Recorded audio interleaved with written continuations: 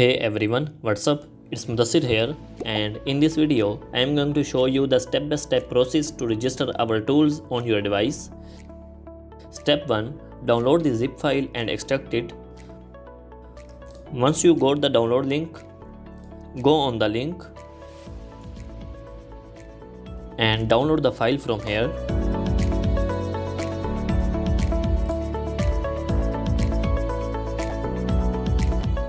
And once the file is downloaded, go in the downloads folder, and this is the zip file. You have to extract it. Right click on it and choose this option and extract here. And we have taken Gmap scraper just for an example. Step 2. Find and run the exe file.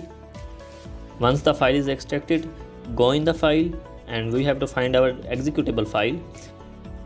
So this is exe file. And once you find the exe file, just run this file and click here more info and run anyway.